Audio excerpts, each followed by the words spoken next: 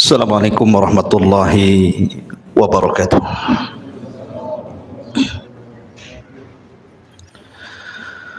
Bihamdillahi wassalatu wassalamu ala rasulillah wa ala alihi wa sahbihi wa mawalah wa la hawla wa la quwata illa billahi wa ba'du. Alhamdulillah, segala puja dan puji hanya milik Allah subhanahu wa ta'ala. Salawat dan salam kita hadiahkan kepada Rasul kita Nabi besar Muhammad sallallahu alaihi wa ala alihi wasallam. Pembahasan di malam hari ini, karena ini kajian tematik, maka kita akan membahas tentang rihlatu ilal akhirah, perjalanan manusia dari sejak lahir, kemudian wafat, kemudian menuju alam akhirat dan segala macam yang terjadi setelah kematian, sampai Allah masukkan kita ke dalam surga, atau na'udzubillah, mungkin sebagian manusia Allah masukkan ke neraka. Ini yang kita akan bahas. Memang pembahasannya panjang, jadi saya mohon minta kesabaran jamaah sekalian, karena saya akan berusaha menyingkat tetapi tidak menghilangkan yang penting-penting dari segi akidah yang wajib diimani oleh seorang mukmin. Ma'asyiral muslimin yang dimuliakan Allah subhanahu wa ta'ala, kita tahu bahwa makhluk yang pertama kali Allah subhanahu wa ta'ala ciptakan adalah Arsyur Rahman, arsy Allah subhanahu wa ta'ala. Kemudian setelah itu Allah ciptakan air atau lautan di atas langit. Makanya Rasul mengatakan wa arsyuhu 'alal ma', dan arsy-Nya Allah itu di atas air. Kemudian setelah itu Allah subhanahu wa ta'ala ciptakan pena, dan Allah subhanahu wa ta'ala katakan kepada pena atau kolam, uktub kulla syai'in ila yaumil qiyamah, catat segala sesuatu yang akan terjadi sampai kiamat dibangkitkan. Maka kolam pun kemudian mencatat segala sesuatu yang kemudian diletakkan di sebuah papan yang disebut dengan lauh, dan papan tersebut dijaga oleh para malaikat sehingga disebut Lauhil Mahfuz. Maka setelah itu Allah subhanahu wa ta'ala menciptakan yang lainnya, termasuk menciptakan langit dan bumi dalam 6 hari. Dimulai hari Ahad, Allah ciptakan bumi 2 hari, Ahad dan Senin. Kemudian setelah itu Allah subhanahu wa ta'ala ciptakan langit hari Selasa dan Rabu. Kemudian Allah subhanahu wa ta'ala kembali ke bumi, dan Allah ciptakan segala sesuatu yang dihajatkan makhluk yang akan tinggal di bumi, seperti lautannya, hutan-hutannya, binatang-binatangnya, dari hari Kamis ke hari Jumat. Itulah yang disebutkan dalam Al-Quran bahwa Allah menciptakan langit dan bumi itu fi sittati ayyam, pada 6 hari. Makhluk yang berakal pertama yang Allah ciptakan adalah malaikat. Kemudian setelah itu jin. Baru makhluk yang berakal terakhir adalah manusia, dimulai daripada Adam alaihi salatu wassalam. Dan tartib ini berdasarkan sabda Nabi, khuliqatil malaikatu min nur, wa khuliqatil jan mim marijim min nar wa khuliqa lakum wa khuliqa Adam mimma wusifa lakum. Diciptakan malaikat dari cahaya, diciptakan jin dari ujung nyala api, dan diciptakan Adam sebagaimana yang Allah sifatkan kepada kalian. Sepertilah bentuk Adam alaihi salatu wassalam. Tapi tentu penciptaan Adam akan berbeda dengan anak turunannya, karena Adam diciptakan oleh Allah subhanahu wa ta'ala secara langsung, di mana Allah subhanahu wa ta'ala perintahkan malakul maut untuk mengambil tanah-tanah dan sifat-sifat tanah yang ada di bumi, kemudian diangkat ke langit dan dibentuk. Setelah dibentuk sedemikian rupa, sehingga Allah katakan laqad khalaqnal insana fi ahsani taqwim, kami ciptakan manusia itu seindah-indahnya bentuk. Maka Allah subhanahu wa ta'ala tiupkan ruh, dan Allah perintahkan malaikat untuk sujud kepada Adam. Wa idh qala rabbuka lil malaikati isjudu li Adam fasajadu illa iblis. Dan ketika Allah perintahkan kepada para malaikat sujudlah kepada Adam, semua malaikat sujud kecuali iblis. Iblis tidak mau sujud. Dari sinilah penciptaan Adam sejak saat itu memiliki musuh yang disebut dengan iblis. Sebagian ulama mengatakan iblis ini dari kalangan malaikat yang maksiat, tapi pendapat yang kuat iblis ini dari kalangan jin, sebagaimana Allah katakan kana minal jin fa fasaqa an amri rabbi. Iblis itu bagian dari jin yang bermaksiat kepada perintah Allah subhanahu wa ta'ala. Kemudian Adam alaihi salatu wassalam Allah masukkan ke dalam sorga. Sorga itu sesuatu yang nikmat di dalamnya. Ada kebun-kebunnya, ada tanam-tanamannya, ada rumah-rumah yang indah, istana-istana yang megah, sungai-sungai yang luar biasa. Namun karena Adam hidup sendirian, Adam ketakutan di sorga, sehingga Allah subhanahu wa ta'ala kehendaki untuk menciptakan satu makhluk yang akan menemani Adam di sorga. Tidurlah Adam.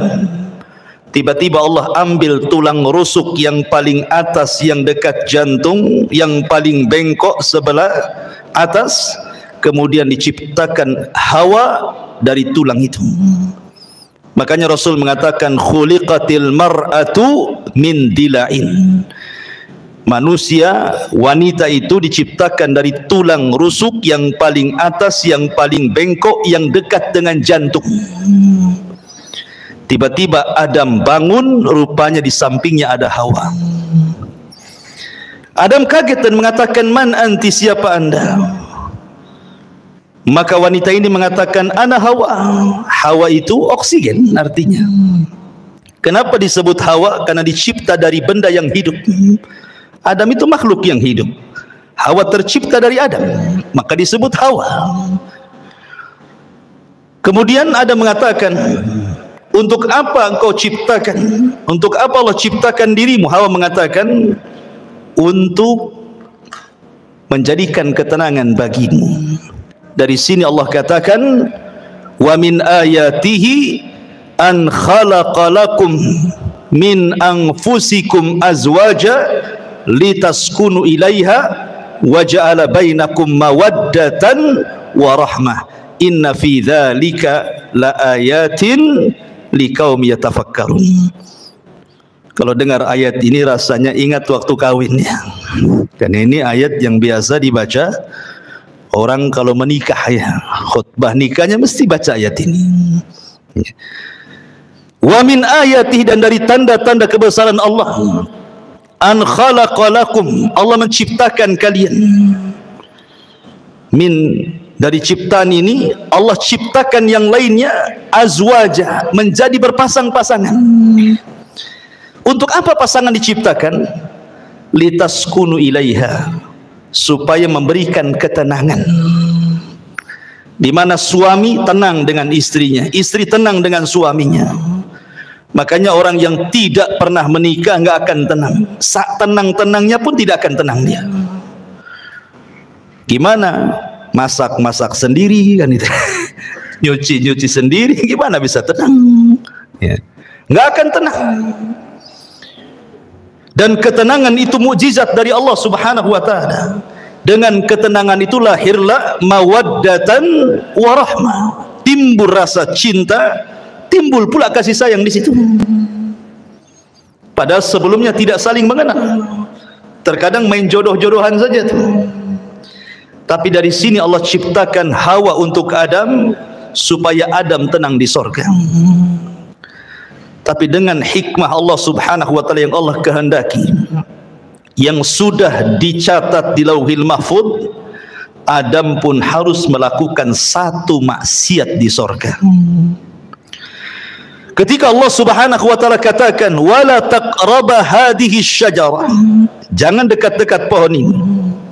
Dekat saja tidak boleh, apalagi makan. Begitu bahasa Quran. Seperti Allah mengatakan wala taqrabu zina, dekat zina saja tidak boleh, apalagi berzina. Karena kalau sudah mendekat pasti melihat, kalau sudah melihat penasaran, kalau penasaran ingin pula mencicipi, akhirnya kemudian memakannya. Ada kisah Israiliyat. Ini kisah Israiliyatnya. Kisah Israiliyat itu tidak mengapa dikisahkan, tapi jangan didustakan, jangan dibenarkan.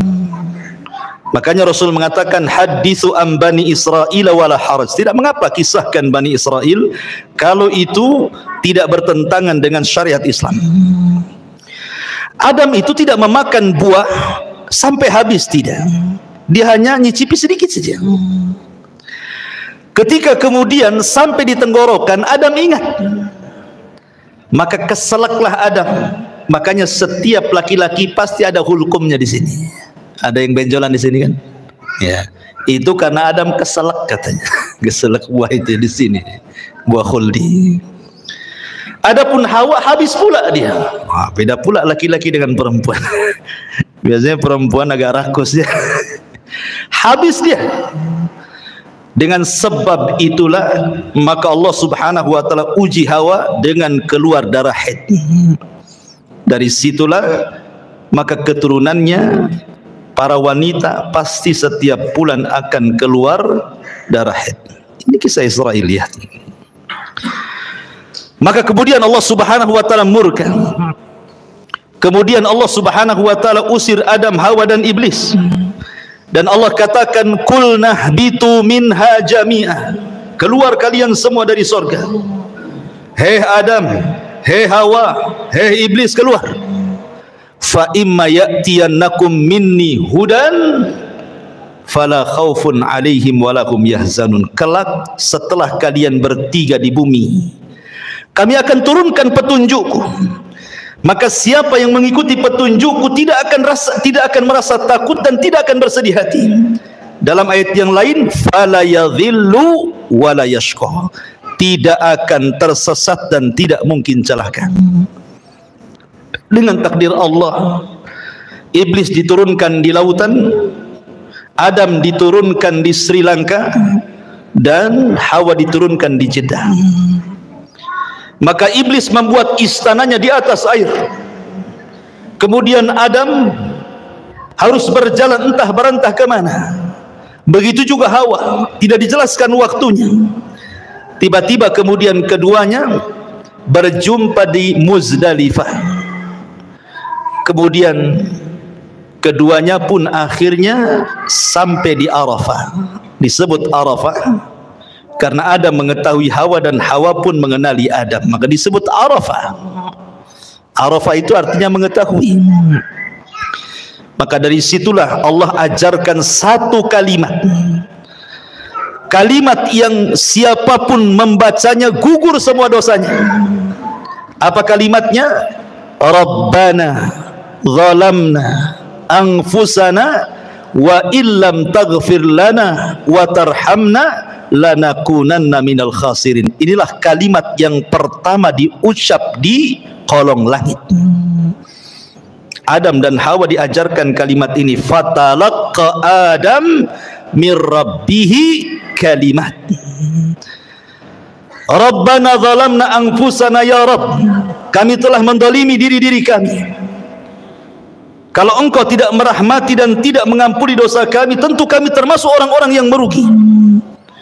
Maka Adam dan Hawa pun Allah ampuni dosa-dosanya, kemudian keduanya diizinkan untuk masuk ke haram.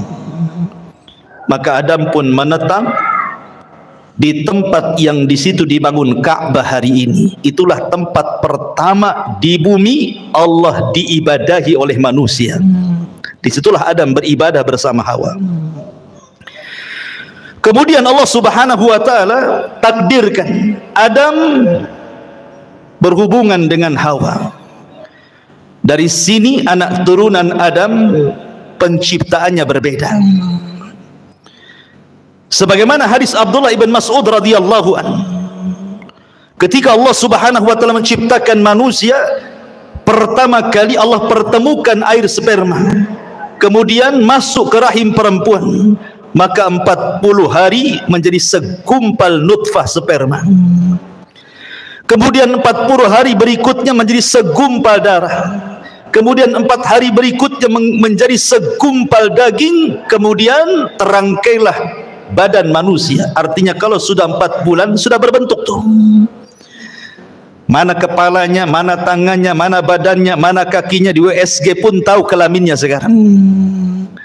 Disitulah Allah tiupkan ruh lewat para malaikat, dan Allah perintahkan malaikat itu tiupkan ruh kepada janin itu. Kemudian catat rizkinya, catat amalannya, catat ajalnya, catat su'ul khotimah dan husnul khotimahnya. Maka setelah 9 bulan, maka lahirlah janin tersebut menjadi manusia. Hawa melahirkan 20 kali, dan setiap lahiran selalu kembar, sehingga putra Adam berjumlah 40, 20 laki-laki dan 20 perempuan. Kemudian setelah anak-anak Adam kemudian besar, kita tahu bahwa tujuan diciptakan manusia itu disebut khalifah, karena Allah yang mengatakan, inni ja'ilun fil ardi khalifah. Apa sih khalifah itu? Khalifah itu artinya yakhlufu ba'duhu ba'dha. Artinya manusia ini makhluk yang bergenerasi. Meninggal generasi pertama, lahir generasi kedua. Meninggal generasi kedua, lahir generasi ketiga, dan begitu seterusnya. Itu disebut khalifah. Sehingga Adam harus punya keturunan, karena Adam tidak mungkin hidup selamanya. Anak-anaknya pun tidak mungkin hidup selamanya. Makanya Allah syariatkan kepada anak-anak Adam untuk menikah, tetapi dengan cara silang, di mana masing-masing kembaran tidak boleh menikah dengan kembarannya, tetapi disilangkan dengan kembaran orang lain. Maka anak terbesar Qabil dan adiknya Habil diperintah untuk menyilang. Tiba-tiba Qabil terfitnah oleh iblis. Iblis datang kepada Qabil, mewaswasi Qabil, karena selama ini iblis berusaha untuk menggoda Adam dan Hawa. Adam dan Hawa sudah kapok, tidak mungkin digoda lagi, cukuplah godaan terjadi di sorga, sehingga iblis tidak bisa menggoda Adam dan Hawa. Akhirnya yang digoda adalah anak turunannya. Datang kepada Qabil dan mengatakan, jangan mau, itu kembarannya si Habil itu jelek, kembaranmu cantik, ngapain kau dapat jelek, bagus dapat yang cantik. Dari sini kita tahu tabiat laki-laki itu suka yang cantik. Kalau perempuan ganteng itu bonus, yang penting kaya, ya kan, cukup gitu ya. Kalau perempuan, kalau laki-laki yang penting cantik walaupun kere. Akhirnya kemudian Qabil menolak, seolah-olah ini putusan bapaknya, bukan putusan Allah. Adam bukan ayah yang diktator. Dia berdoa kepada Allah untuk mencari solusi. Maka Allah Subhanahu wa taala perintahkan keduanya untuk berkurban. Dan Allah katakan watslu alaihim naba abnai adam bil haqq id qarraba qurbanan fatuqbila min ahadihima wa lam yutaqabbal minal akhar. Ya Muhammad, bacakan kepada mereka tentang kisah dua putra Adam yang dua-duanya berkorban untuk memperebutkan pasangannya. Allah terima salah satunya dan Allah tolak yang lainnya. Yang ditolak korbannya adalah Qabil, yang diterima korbannya adalah Habil. Qabil marah dan mengatakan la aqtulannak, saya akan bunuh kamu. Karena Habil mewarisi sifat Adam. Dia mengatakan la imbasatta yadaka litaqtulani ma ana bibasiti yadiya ilaika liaqtulaka inni akhafullah. Kalau engkau hendak membunuhku silakan, tapi aku tidak akan membunuhmu karena aku takut kepada Allah Subhanahu wa taala. Betul, Qabil berhasil membunuh Habil. Inilah pembunuhan pertama yang disebabkan hasad pertama di alam semesta. Meninggal Habil. Qabil bingung bagaimana cara penyelenggaraan jenazah, karena kan belum pernah ada orang mati saat itu. Baru Habil orang yang pertama kali mati. Mau diapakan jasad ini? Akhirnya kemudian Qabil melihat ada burung gagak yang sedang berkelahi dengan temannya. Kemudian dibunuh salah satunya. Kemudian dengan tangannya dikorek-koreklah tanah itu. Kemudian dimasukkan kawan yang dibunuhnya. Kemudian dipendam lagi.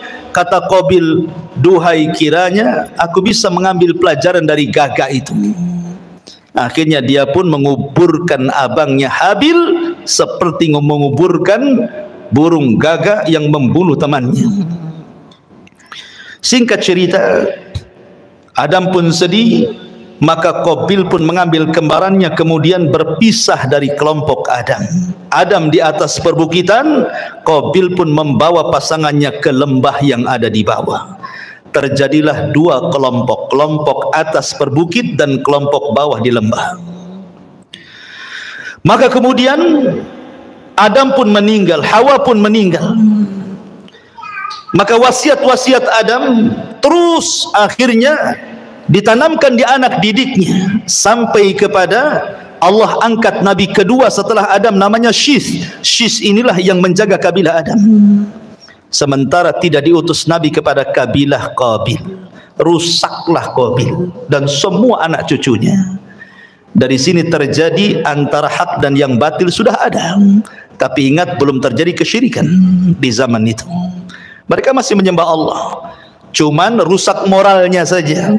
Qabil dan turunannya moralnya rusak, tapi Syith dan kaumnya masih mengikuti wasiat Adam. Apalagi Syith diberikan suhuf oleh Allah Subhanahu wa taala untuk membimbing umatnya. Singkat cerita, akhirnya Syith meninggal dunia. Kemudian diutus Idris kepada mereka, nabi setelah Syith. Maka Idris terus berusaha untuk mendakwahi kaumnya dan kaum anak turunan Qabil.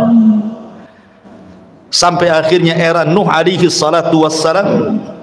Kemudian terjadi bandang banjir yang luar biasa, adab sebagai kaum Nuh. Akhirnya tidak ada yang hidup kecuali perahu Nabi Nuh. Lah Nuh itu punya 3 putra, namanya Syam, Ham dan Yafis. Setelah kapal Nuh kemudian bersandar di bukit Judi Irak, kemudian 3 putra Nuh ini menyebar ke seantero dunia. Syam melahirkan keturunan Arab, Ham melahirkan orang-orang yang berkulit hitam, kemudian Yafis ke daratan Afrika, ke daratan Asia, lahirlah kita-kita ini, turunan Yafis. Maka menyebarlah manusia kemana-mana. Kemudian diutus para nabi, 120.000 nabi diutus oleh Allah Subhanahu wa taala.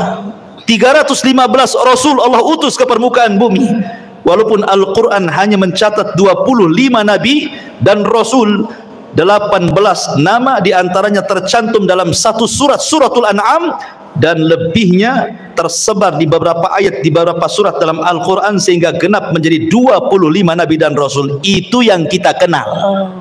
Yang tidak kita kenal banyak, ribuan. nabi-nabi yang diutus kepada Bani Israel, sampai ditutup dengan kerasulan Nabi kita Nabi Muhammad sallallahu alaihi wa ala alihi wasallam. Ma'asyiral muslimin yang dimuliakan Allah Subhanahu wa taala, ketika kemudian Nabi sallallahu alaihi wasallam diutus, artinya sudah tidak ada nabi lagi, tidak ada rasul lagi, karena dialah penutup para nabi dan rasul. Di sini kita baru pahami ayat Al-Quran yang pertama kali saya baca tadi, fa imma ya'tiyannakum minni hudan fala khaufun alaihim walahum yahzanun. Siapapun yang mengikuti petunjukku, kata Allah, dia tidak mungkin takut dan tidak mungkin bersedih. Apa makna petunjuk di sini? Makna petunjuk di sini, Allah akan turunkan para nabi, Allah akan turunkan kitab-kitab langit. Kitab langit itu jumlahnya 104. Yang 4 ma'ruf di sana ada Taurat, ada Zabur, ada Injil, ada Quran, dan yang 100 tidak ma'ruf. Allah hanya menyebut dengan kalimat suhuf, sehingga Allah mengatakan di dalam suratul A'la, inna hadza la fi suhufil ula suhufi Ibrahim wa Musa. Maka siapapun yang mengikuti petunjuk tidak mungkin tersesat, tidak mungkin celaka di zamannya. Ketika Allah turunkan kitab Taurat, kemudian diberikan kepada Musa, itulah petunjuk Allah. Maka di zaman itu siapa yang mengikuti Musa dan Taurat tidak mungkin sesat, tidak mungkin celaka.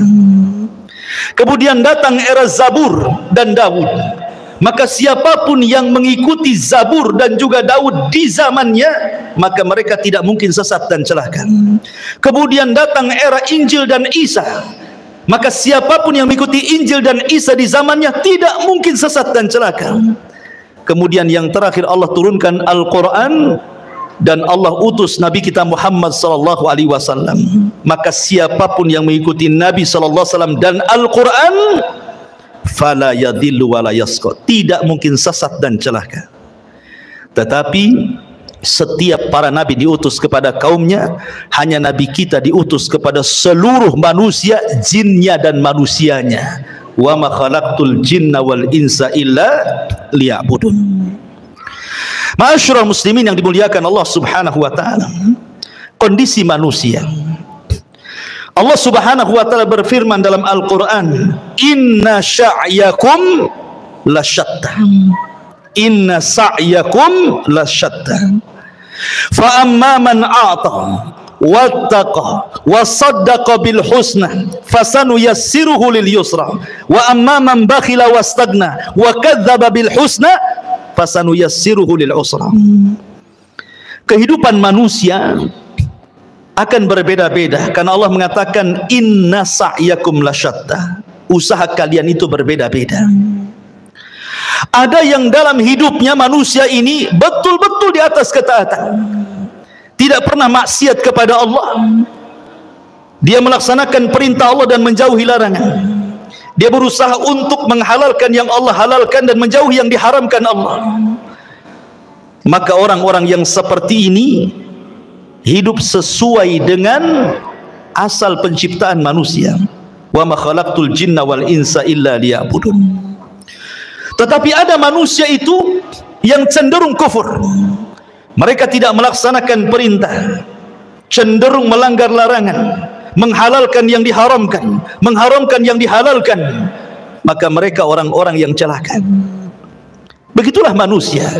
Ada yang mukmin, ada yang kafir, ada yang fasik, ada yang taat, ada yang musyrik, ada yang bertauhid, ada yang beribadah, ada yang bermaksiat.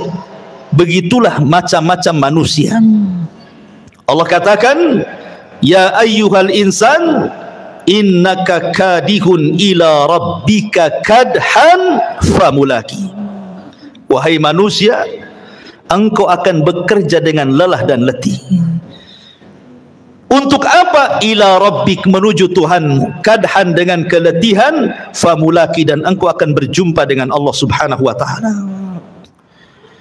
Artinya bahwa manusia dengan berbagai macam daerahnya, negaranya, bentuknya, wataknya, tujuannya satu, kita ini sedang berjalan menuju Allah Subhanahu wa ta'ala. Mau tidak mau kita akan berjumpa dengan Allah. Tapi ada yang berjumpa dengan Allah, Allah senang dengan kita. Ada orang yang berjumpa dengan Allah, Allah benci dengan kita. Man ahabba liqa Allah, ahabballahu liqa'ah. Wa man kariha liqa Allah, karihallahu liqa'ah. Siapa yang cinta berjumpa dengan Allah, Allah suka berjumpa dengan kita. Siapa yang benci berjumpa dengan Allah, Allah pun benci dengan kita. Begitulah hidup manusia. Wa hadainahu najdain, kami pilih dua jalan. Ini jalan ke sorga, sudah dijelaskan jalannya. Ini jalan ke neraka, sudah dijelaskan jalannya. Tidak ada satupun jalan, baik ke sorga atau ke neraka, semua sudah dijelaskan. Tidak ada. Wa mayatiru ta'irun fil hawa. Tidak ada satupun burung yang mengepakkan sayapnya di langit, kata Rasul, kecuali sudah dijelaskan ilmunya. Artinya, apapun yang mendekatkan diri ke sorga sudah dijelaskan. Apapun yang bisa menjauhkan dari neraka sudah dijelaskan. Sehingga tidak ada alasan Anda tidak bisa berhujah lagi di hadapan Allah Subhanahu wa ta'ala, karena semua sudah diberikan fasilitasnya. Allah Subhanahu wa ta'ala hanya minta kepada kita bersyukur. Ingat 5 kaidah: al-ijad, al-i'dad, al-imdad, kemudian al-irsyad, al-is'ad. Pertama, ijad. Allah menciptakan langit dan bumi. Untuk siapa? Untuk kita. Ya. Allah ciptakan langit dan bumi itu untuk kita loh. Lihat matahari di langit, untuk siapa? Untuk kita. Kalau nggak ada matahari, ibu-ibu nggak bisa jemur pakaian. Kan itu ya. Mungkin kalau nggak ada matahari, PLN sibuk tuh, karena harus menerangi bumi 24 jam. Mungkin antum tiap bulan mungkin gerutu-gerutu, mahal kali listrik ini. Padahal sekarang listrik cuma setengah hari saja kan, malam saja. Itu saja kalau naik udah demo tuh. Gimana kalau nggak ada matahari? Iya kan? Bulan untuk siapa? Untuk kita. Ya. Kita bisa mengambil keindahan bulan, bintang-bintang, macam-macam. Apalagi bumi, itu disebut ijad. Allah siapkan tuh langit dan bumi untuk manusia. Kemudian yang kedua, al-i'dad. Setelah Allah ciptakan, Allah persiapkan fasilitasnya. Allah ciptakan lautan dengan berbagai macam jenis ikan-ikannya. Entah berapa jumlah ikan kita tidak tahu, dengan berbagai macam warnanya. Siapa yang ngecat ikan satu-satu? Sudah terwarnai semuanya kan? Nggak ada orang yang sanggup ngecat ikan satu lautan itu. Ada yang merah, ada yang hijau, ada yang macam-macam kan warna itu. Kalau bukan karena Allah. Allah ciptakan hutan dan berbagai macam tumbuh-tumbuhan dan buah-buahannya. Allah ciptakan kebun sawah dan Allah ciptakan berbagai macam biji-bijiannya. Allah ciptakan semuanya. Allah persiapkan fasilitasnya. Kemudian yang ketiga, al-imdad. Allah perbanyak. Satu pohon mangga, buahnya mungkin ada 100-200 mangga. Dari 300 atau 400 mangga yang di satu pohon itu kan semua ada bijinya tuh. Kalau seandainya dari 100 buah mangga di satu pokok mangga ini, bijinya ditanam semuanya, dari satu tumbuh 200, ya kan? Bahkan ada satu buah itu bijinya ratusan tuh. Seperti buah apa tuh? Yang ratusan itu. Delima, kan coba. Satu pohon delima nih, buahnya kan banyak. Ini satu buah saja kalau tertanam semua bijinya, tumbuh macam-macam delima. Itu artinya Allah tidak putus pohon sampai di situ. Ada generasi pohon yang jauh lebih banyak lagi dari turunannya. Itu namanya al-imdad. Allah tidak akan putus nikmatnya. Ikan, satu ikan lahir anaknya ratusan ikan. Dari ratusan ikan lahir lagi ribuan ikan. Nggak akan terputus. Itu namanya imdad. Allah tidak akan memutus nikmat. Kemudian setelah itu yang keempat, al-irsyad.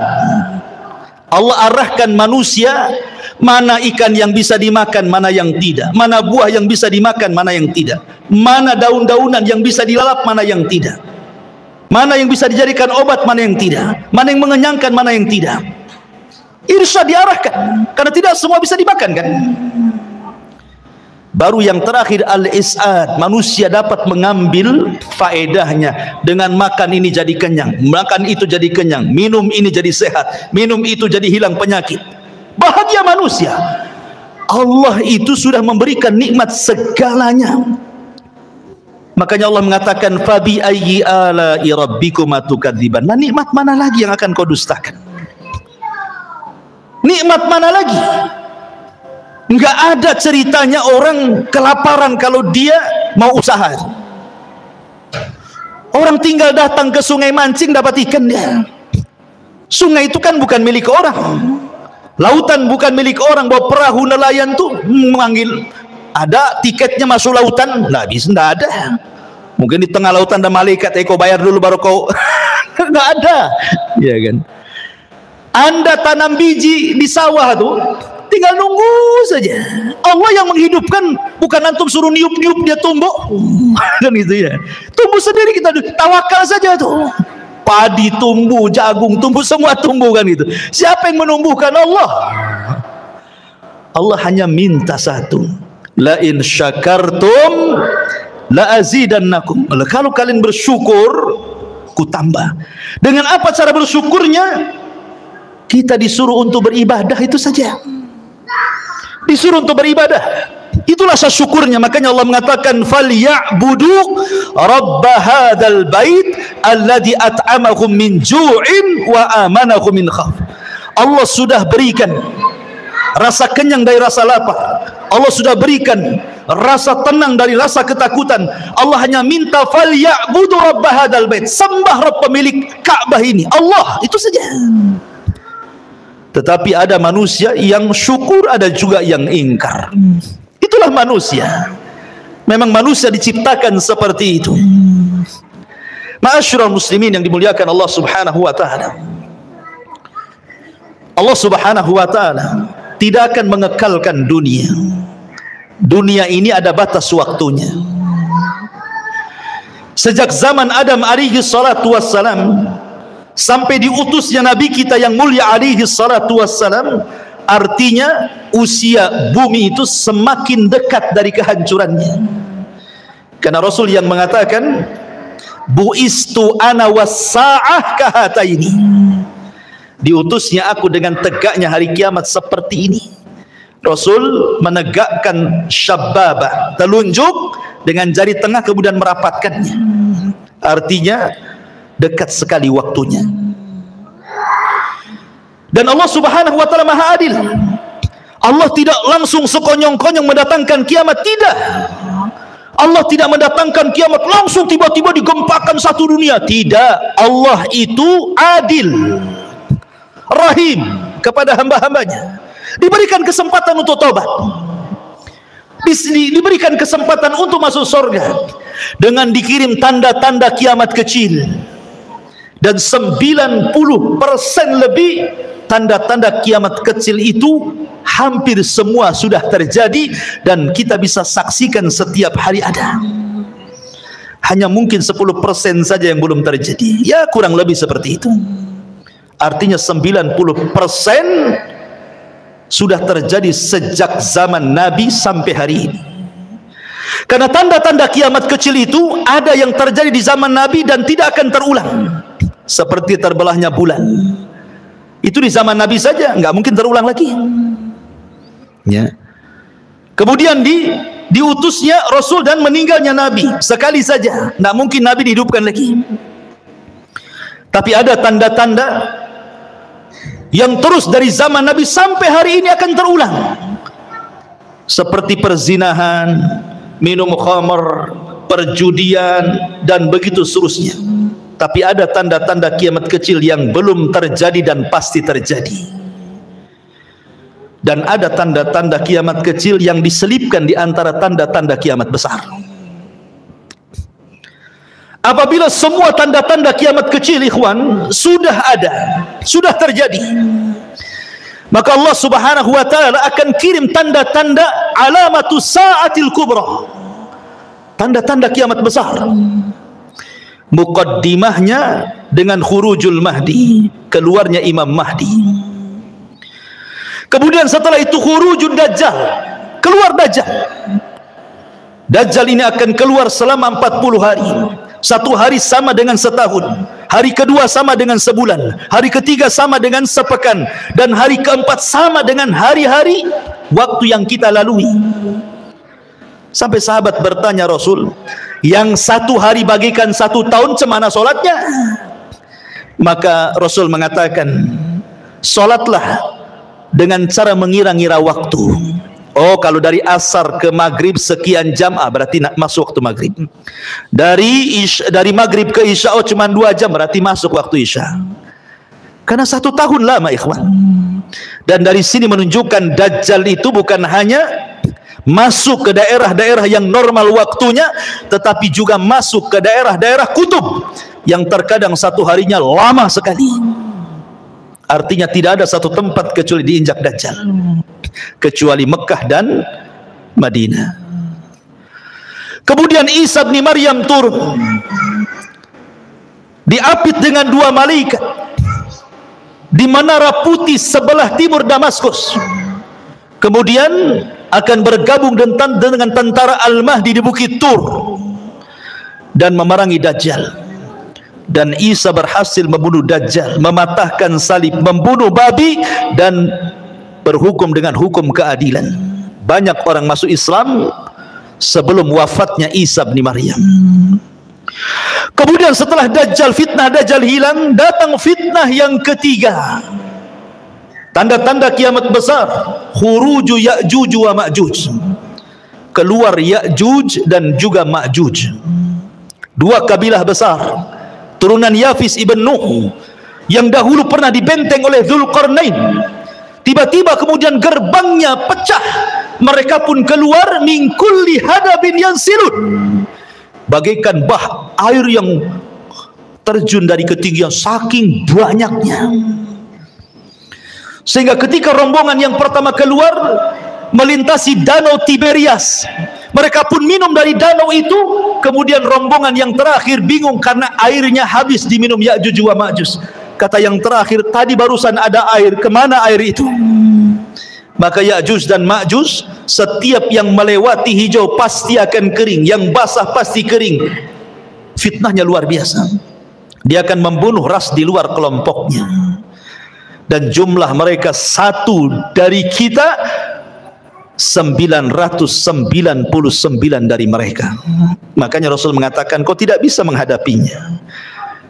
Maka Allah mengatakan, ya Isa, selamatkan orang-orang yang selamat, sembunyi di Bukit Tur, karena engkau tidak bisa memeranginya.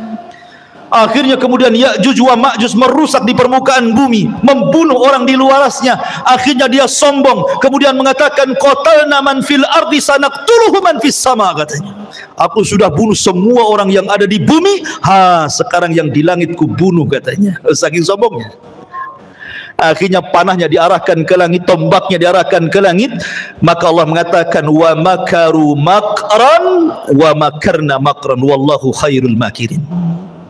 Mereka hendak membuat makar, Allah juga punya makar, dan sebaik-baik makarlah makar Allah. Allah sengaja panah itu disedot sampai ke awan, dibalikkan dengan ujung-ujungnya ada darah, seolah-olah mereka sudah membunuh makhluk yang di langit. Makin sombong mereka, dan mereka mengatakan, sudah tidak ada makhluk kecuali sudah kubunuh semua, kata Ya'juj dan Ma'juj. Maka Isa berdoa agar Allah membinasakan mereka. Dikirimlah naghaf, ulat-ulat kecil, kemudian menggigit tengkuknya, satu mati, semua mati. Tidak ada sejengkal di bumi kecuali ada bangkainya. Bagaimana cara membersihkannya? Isa berdoa agar Allah membersihkan bangkai Ya'juj dan Ma'juj. Dikirimnya burung-burung sebesar unta, mengambil bangkai itu, entah dibuang, entah berantah ke laut mana. Akhirnya bumi bersih, kemudian Allah hujani sehingga bumi semakin bersih, dan Allah berikan keberkahan bumi sebagaimana awal penciptaan bumi, sampai buah delima. Saking besarnya, orang bisa masuk 10 bahkan 20 orang ke cangkangnya.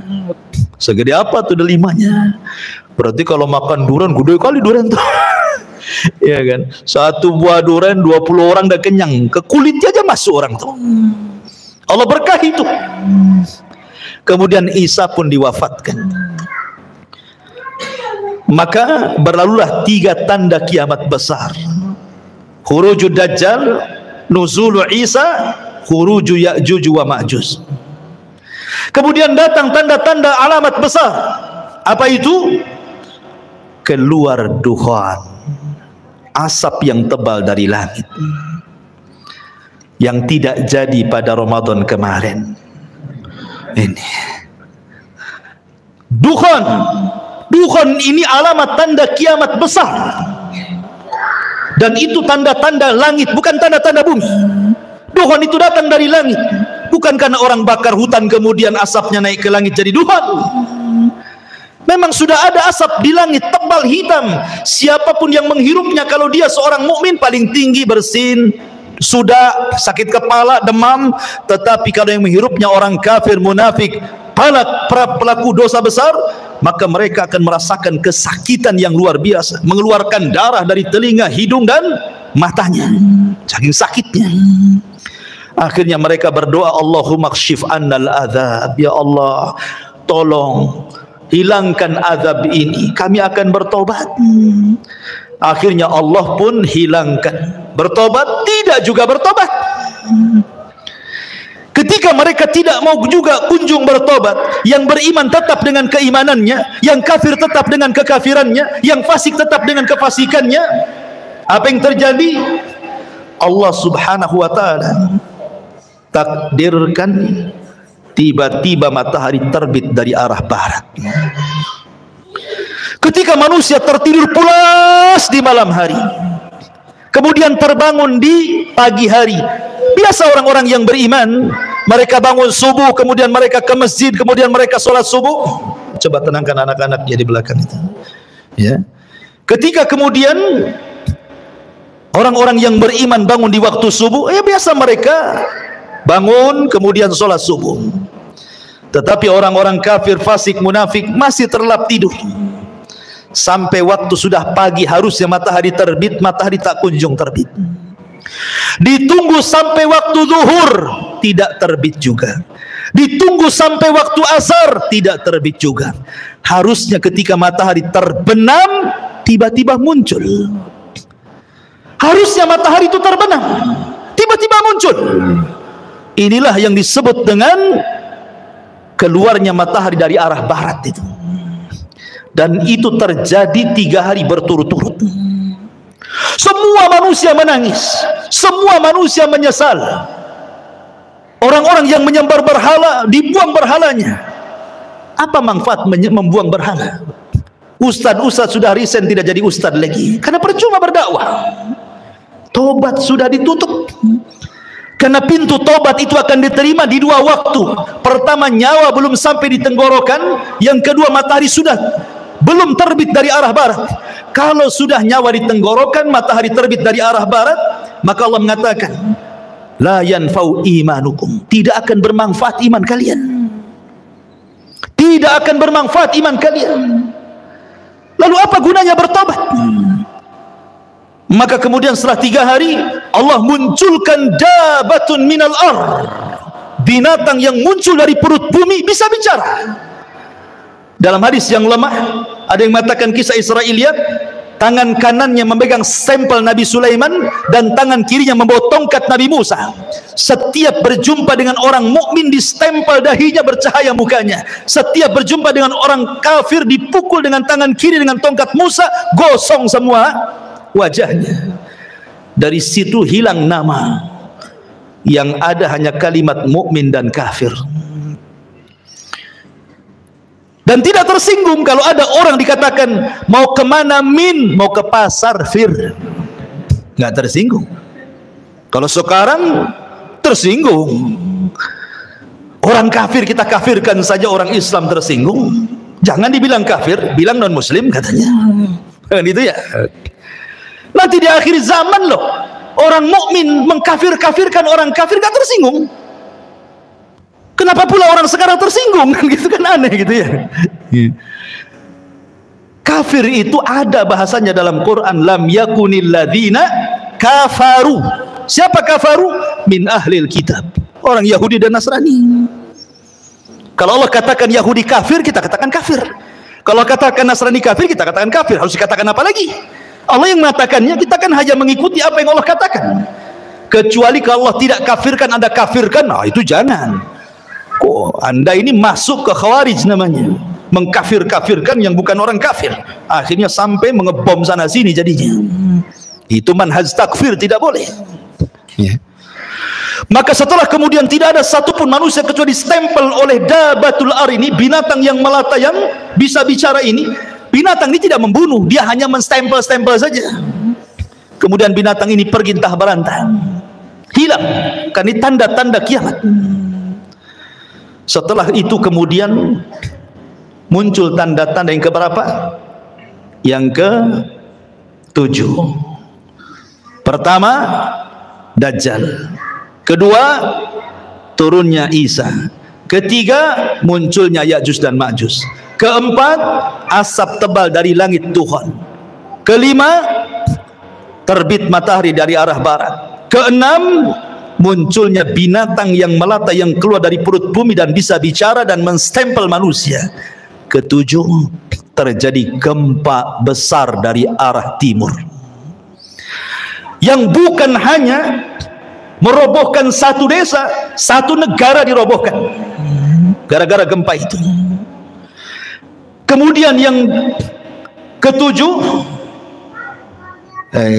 ya, kedelapan, gempa dari arah barat. Setelah gempa dari arah timur, dari arah barat pula gempa. Negara-negara jatuh gara-gara gempa itu. Kemudian yang ke-9, terjadi gempa besar di Jazirah Arab. Inilah yang disabdakan Nabi SAW, khasfun bil masyriq wa khasfun bil maghrib wa khasfun bi jaziratil Arab. Gempa dari arah timur, gempa dari arah barat, gempa dari Jazirah Arab. Dan yang terakhir, khurujun nar, munculnya larva, munculnya api yang besar keluar dari perut Aden Yaman dan keluar dari negeri Hijaz. Kemudian api ini bergabung di antara dua tempat ini, menggiring manusia satu dunia, kemudian mengarahkan mereka ke negeri Syam. Api ini tidak membakar manusia, tapi dia membakar yang lainnya, karena tugasnya menggiring manusia sampai ke Syam. Setelah di Syam inilah yang disebut dengan Ardul Mahsyar, bumi perkumpulan manusia satu dunia di situ. Kemudian Allah kirim angin yang sepoi-sepoi, yang dingin banget angin ini. Angin ini masuk ke ketiak-ketiak orang yang masih punya iman walaupun sebiji zarah. Kemudian Allah cabut nyawanya sehingga tidak ada yang beriman lagi di permukaan bumi. Disinilah Nabi SAW mengatakan, la taqumu sa'ah illa ala syiraril khalqi. Tidak mungkin tegak hari kiamat kecuali orang-orang yang hidup di permukaan bumi, tersisa orang-orang kafir. Orang yang beriman tidak akan merasakan kiamat karena sudah mati semua. Yang merasakan kiamat itu orang kafir. Yang Allah katakan yauma, pada hari ketika yanfukhu nafkhatan, di mana Allah Subhanahu wa taala memerintahkan malaikat Israfil untuk meniupkan sangkakala pertamanya. Apa yang terjadi? Idza zulzilatil ardu zilzalaha. Ketika tiupan itu ditiup oleh Israfil, maka satu bumi akan digempahkan. Wa idzal biharu fujjirat, maka semua air lautan ditumpahkan ke daratan. Wa idzan nujumun tasharat, semua bintang-bintang akan dijatuhkan. Dan semua gunung-gunung akan tercabut dari pasaknya, kemudian bergeser dari tempatnya, kemudian diterbangkan seperti kapas. Ka'asfi ma'ful, seperti kapas. Kemudian dibenturkan di langit, kemudian dikembalikan ke bumi, hanya tinggal tanah, debu. Sehingga Allah mengatakan kal ihnil manfush, seperti kapas kalau diletakkan di kipas tuh terbang ke sana-sana. Itulah gunung. Berapa hari penghancuran seperti ini?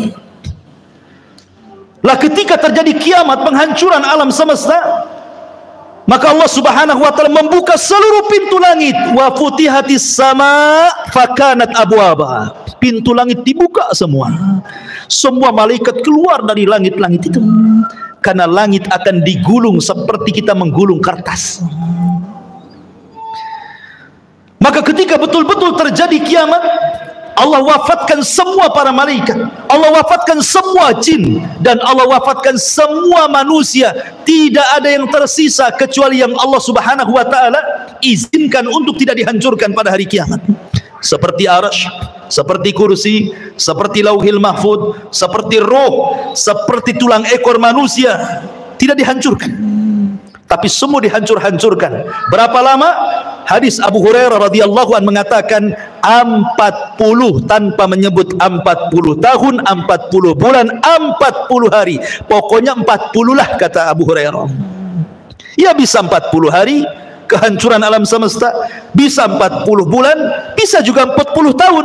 Karena ketika Abu Hurairah ditanya, ya Abu Hurairah, apakah 40 hari? Fa'abaitu, aku enggan menjawabnya. Apakah 40 bulan? Fa'abaitu, aku enggan menjawabnya. Apakah 40 tahun? Fa'abaitu, aku pun enggan menjawabnya. Pokoknya 40 lah kan itu. Itu antara tiupan sangkakala pertama ke tiupan sangkakala kedua. Hancur semua alam semesta ini. Hancur semuanya. Ini yang disebut dengan kiamatul kubra, kiamat besar. Ada kiamat kecil, ada kiamat besar. Kiamat kecil apa? Idza mata ahadukum qamat qiyamatuhu. Kalau salah seorang di antara kalian mati, itulah kiamatnya.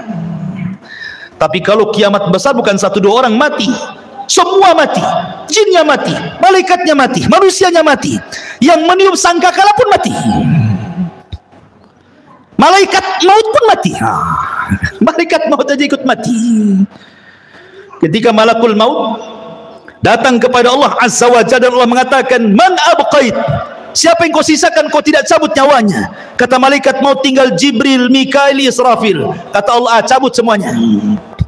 Maka Jibril dicabut nyawanya, Israfil dicabut, Mikail dicabut. Kemudian malakul maut datang kepada Allah, siapa lagi yang tersisa?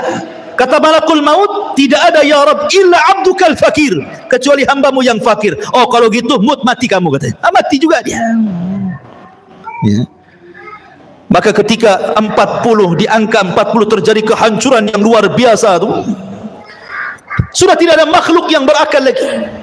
Bumi sudah hancur, langit sudah hancur, semua sudah hancur. Apa yang terjadi? Allah Subhanahu wa taala berteriak, limanil mulkul yaum, limanil mulkul yaum. Kalian sudah tahu siapa yang berkuasa di alam semesta ini? Tidak ada yang menjawab. Enggak ada malaikat, enggak ada jin, enggak ada manusia, semua mati. Maka Allah jawab sendiri, lillahil wahidil qahar. Alam semesta ini pemiliknya hanya zat yang maha satu, yang maha perkasa, Allahu Azza wa Jal. Itulah yang difirmankan dalam surah Al-Fatihah, Maliki Yaumiddin. Itu makna Maliki Yaumiddin itu, raja pada hari pembalasan. Maka setelah kemudian Allah Subhanahu wa taala atur kembali alam semesta untuk menjadi alam akhirat. Maka bumi yang kita pijak hari ini, Allah katakan yauma tubaddalul ardu ghairal ardh. Pada hari di mana bumi Allah hancurkan, kemudian Allah ganti dengan bumi yang baru. Kata para ulama, bukan bumi ini hilang datang bumi baru, tidak. Bumi yang kita pijak ini pula bumi padang mahsyar. Cuman bentuknya dirubah. Yang tadinya bulat kemudian dibentangkan. Yang tadinya kifata dilipat kemudian dibentangkan. Sehingga bumi yang sekarang kita lihat ada bukit, ada gunung, ada lembah, ada tinggi, ada yang merendah. Nanti ketika Allah hancurkan, Allah ganti dengan bumi yang baru, maka Allah hamparkan sehingga tidak ada yang meninggi, tidak ada yang merendah, tidak ada bukit, tidak ada lembah, semua rata, nggak ada bangunan, nggak ada rumah, nggak ada hutan, nggak ada gunung, nggak ada bukit, rata semuanya. Kenapa Allah ratakan wa idal ardu muddat, dan apabila bumi diratakan supaya makhluk sejak Adam meninggal sampai yang terakhir mati muat di bumi itu. Sekarang bumi itu dalam bentuk bulat kan, lonjong atau bulat. Di bumi ini ada lautnya, di bumi ada hutannya, di bumi ada bukit, ada gunung. Tidak semua tempat dihuni manusia. Kalau seandainya bumi tidak dirubah, kemudian seluruh manusia dibangkitkan sejak Adam sampai yang terakhir mati, tidak akan muat bumi ini. Makanya kemudian dihancurkan gunungnya, diratakan, ditimbun lautnya, diratakan. Tidak ada lembah, semua rata, sehingga kalau dibangkitkan semua akan muat di situ. Itulah padang mahsyar. Allah katakan, wa akhrajatil ardu athqalaha.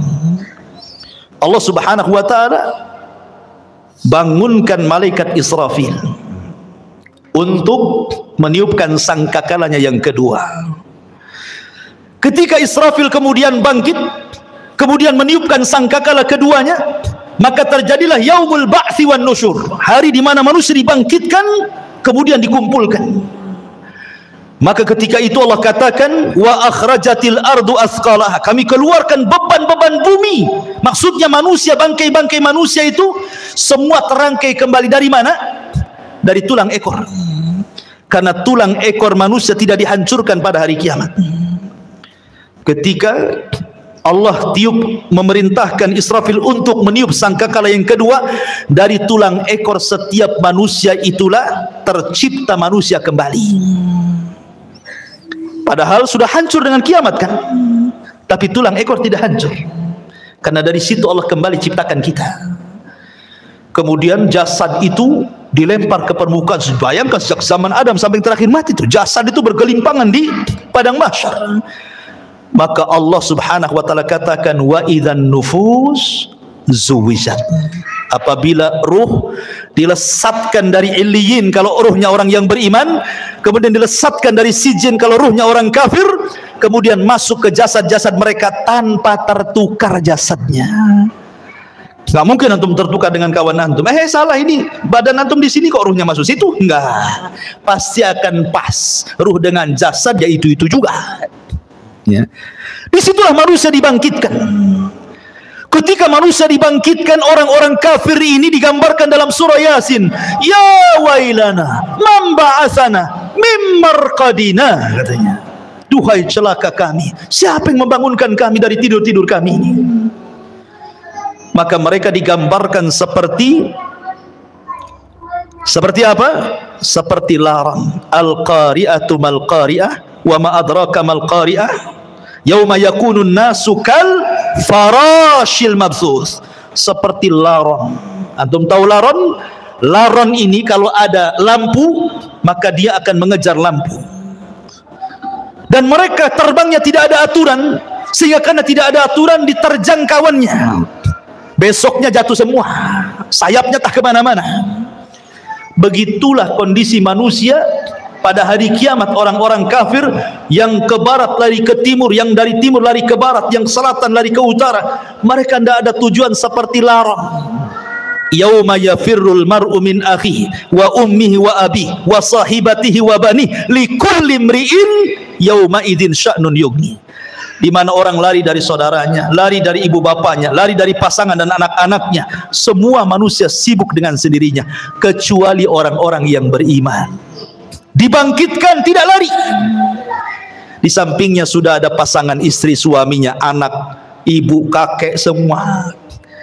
Walladzina amanu wattaba'athum walladzina amanu, dan orang-orang yang beriman, wattaba'athum dzurriyyatuhum biimanin, kemudian keimanan diikuti oleh keluarganya, alhaqna bihim dzurriyyatuhum, maka kami kumpulkan keluarga yang beriman di satu tempat. Ketika orang-orang yang beriman ini melihat orang-orang kafir lari ke sana kemari, maka mereka hanya mengatakan, hadza ma wa'adar rahman wa sadaqal mursalun, inilah janji dari Allah Ar-Rahman dan benarlah ucapan para nabi. Ma'asyiral muslimin yang dimuliakan Allah Subhanahu wa taala, ketika itulah baru ada penyeru di tengah-tengah padang mahsyar. Kemudian barulah manusia tertuju kepada satu suara, dan Allah Subhanahu wa taala bahasakan kal jaradil muntashir, seperti belalang-belalang yang sedang berterbangan. Belalang itu kalau terbang bersama koloninya pasti akan tertuju kepada satu titik, maka semua tertuju kepada satu titik. Di sini disebut dengan ardul mahsyar. Kita akan dikumpulkan. Ya. Ketika mereka dibangkitkan, Nabi SAW mengatakan, yuhsyarun nas yaumal qiyamah khufatan uratan ghurlan buhman. Ketika manusia dibangkitkan khufat, tidak pakai celana, tidak pakai baju, telanjang bulat. Kemudian tidak dikhitan, kemudian tidak pakai sandal, kemudian tidak membawa harta di badan. Mau siapapun anda mau presiden, mau menteri, mau orang kaya, dibangkitkan sama. Karena di hari itu tidak ada yang membedakan antara si kaya dengan si miskin, si pejabat dan si rakyat. Semua sama, dibangkitkan seperti itu. Lalu apa yang disombongkan? Di padang mahsyar itu macam-macam manusia dibangkitkan. Ada yang dibangkitkan kecil sekali, sehingga dia harus terseok-seok dengan orang-orang yang besar, hampir terinjak kakinya. Mereka lah orang-orang yang sombong di dunia. Allah bangkitkan seperti zarrah di akhirat, seperti kecil, seperti semut di tengah-tengah orang besar, sehingga terseok-seok harus menghindari larinya kaki orang tuh. Ya, di dunia dia merasa besar, sombong. Di akhirat Allah kecilkan. Ada yang berteriak-teriak, ya Rabb, ya Rabb, tapi Allah tidak memandangnya. Allah tidak mengajak bicara dengannya. La yanzurullahu yaumal qiyamah. Allah tidak akan melihatnya walaupun dia berteriak, ya Rabb, ya Rabb, ya Allah, ya Allah. Ada orang-orang yang tidak akan dilihat oleh Allah pada hari kiamat. Ada orang-orang yang tidak akan disucikan oleh pada hari kiamat, tidak akan diajak bicara oleh Allah pada hari kiamat. Ada orang-orang yang lari, tetapi mereka berjalan dengan kepala kakinya di atas. La haula wala quwata illa billah. Bagaimana caranya? Allahu a'lam. Allah atas segala sesuatu maha mampu menjalankan orang dengan kepalanya, kakinya di atas. Ada orang-orang yang berjalan dengan buta, sehingga dia mengatakan, ya Rabbi lima hasyartani a'ma wa qad kuntu basira. Ya Rabb, di dunia aku melihat, kenapa di sini buta, katanya. Macam-macam orang itu di padang mahsyar itu, ikhwan. Karena orang dibangkitkan itu ala ma mata alaih, sebagaimana kematiannya. Ada ketika di dunia dia menusuk-nusuk untuk bunuh diri, maka ketika dibangkitkan di tangannya sudah ada pisau sedang menusuk-nusuk badannya. Ya, bayangkan, manusia dibangkitkan itu macam-macam bentuknya. Baru kemudian manusia dikumpulkan di satu tempat. Disinilah terjadi faslul qadha. Yang pertama kali faslul qadha, di mana Allah Subhanahu wa taala akan membentangkan mahkamah peradilan di tengah-tengah manusia. Dan yang pertama kali diadili adalah para nabi. Para nabi, ikhwan, diadili dulu. Dengan cara apa? Para nabi dikumpulkan umatnya. Nuh bersama umatnya, Nabi Saleh bersama umatnya, Nabi Syuaib bersama umatnya, semua para nabi bersama umatnya. Kemudian Allah akan berkata kepada umatnya, ya umat Nuh, sudahkah Nuh menyampaikan risalahnya? Orang-orang kafir dari umat Nuh mengatakan, ya Rabb, Nuh tidak pernah menyampaikan risalah kepada kami. Mereka hendak berdusta. Kemudian Allah mengatakan, ya Nuh, lihat, engkau belum pernah menyampaikan risalahku kepada mereka. Kenapa kau tidak sampaikan? Maka Nuh mengatakan, ya Rabb, aku sudah sampaikan. Kalau engkau tidak percaya, aku punya saksi. Maka Allah mengatakan, kalau begitu datangkan saksi. Maka Nuh alaihi salatu wassalam meminta kepada Rasul kita Muhammad sallallahu alaihi wasallam untuk menjadi saksi bahwa Nuh sudah menyampaikan risalahnya. Maka Allah panggil Rasul kita Muhammad sallallahu alaihi wasallam, ya Muhammad, kenapa kok mau jadi saksi kepada Nuh alaihi salatu wassalam? Bukankah usiamu dengan usia Nuh terpaut jauh dan engkau tidak hidup di zaman Nabi Nuh? Bagaimana kau akan jadi saksi mereka? Maka Rasulullah SAW mengatakan, ya Rabb, ya aku tidak hidup di zaman Nabi Nuh, tetapi aku yakin bahwa Nuh sudah menyampaikan risalahnya. Maka Allah mengatakan, apa yang membuat anda yakin bahwa Nuh menyampaikan risalahnya? Maka Rasul mengatakan, karena engkau yang bicara seperti itu ya Rabb. Kemudian Rasul membacakan suratun Nuh. Engkau yang ngomong dalam Al-Quran bahwa engkau sudah menyampaikan risalahnya. Maka Allah mengatakan, shadaqta, benar engkau. Wa kadzabu haula, dan mereka sudah berdusta. Kemudian berpindah kepada nabi berikutnya sampai di akhir dengan Isa bin Maryam, nabi yang terakhir dari nabi-nabi Bani Israel. Inilah isyarat bahwa nabi akan menjadi saksi bagi seluruh para nabi.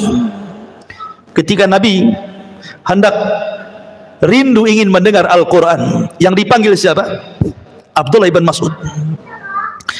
Abdullah bin Mas'ud, bacakan, iqra alayya Al-Quran, baca untukku Quran. Kata Abdullah bin Mas'ud, ya Rasulullah, aqra'u alaika Al-Quran wal Quranu unzila ilaika? Rasul, apakah saya harus membaca Quran sementara Quran turun kepadamu? Oh tidak. Kata Rasul, iqra, baca, saya ingin mendengarkan suaramu. Maka kata Abdullah bin Mas'ud, baik. Akhirnya Abdullah bin Mas'ud membaca suratun Nisa sampai kepada ayat. Apa ayatnya? Hatta idza ji'na min kulli ummatin bisyahid wa ji'na bika ala haula'i syahida. Bagaimana ya Muhammad kalau tiap-tiap umat itu mendatangkan saksi-saksinya, kemudian engkau menjadi saksi mereka? Maka Nabi SAW kemudian menangis dan mengatakan, ya Abdullah, hasbuka, hasbuka, cukup, cukup. Maka Abdullah bin Mas'ud melihat Rasul menangis sehingga membasahi janggutnya. Rasul akan menjadi saksi bagi setiap umat dan setiap nabi. Setelah para nabi kemudian dimintai pertanggungjawabannya, barulah Allah Subhanahu wa taala mengarah kepada umatnya, kepada kita semuanya. Baru Allah Subhanahu wa taala bertanya kepada kita. Disitulah yang disebut dengan al-aradu. Arad, apa itu arad? Allah Subhanahu wa taala akan tampakkan kepada kita perbuatan kita di bumi, Allah tampakkan di akhirat. Allah tampakkan tuh. Ya. Kemudian Allah Subhanahu wa taala memberikan catatan kepada hamba, setiap hamba itu diberikan catatan. Kalau Allah mengatakan iqra kitabak, baca bukumu, maka dia pun membaca. Dia pun membaca apa yang sudah dia lakukan. Ingat, khususiyah yaumul akhir, kehususan hari kiamat, di mana Allah berikan memori hafalan manusia dikembalikan. Mereka kuat hafalannya. Kalau sekarang di dunia 1 minggu kemarin Anda pernah mengucapkan apa, Anda pernah berbuat apa, Anda pernah mendolimi siapa, Anda pernah hasad kepada siapa, lupa antum. Baru 1 minggu tuh, ya kan? Baru 1 minggu sudah lupa kan itu ya. Tapi di akhirat Allah berikan kekuatan hafalan. Sejak antum akil balik sampai antum diwafatkan, hafal antum.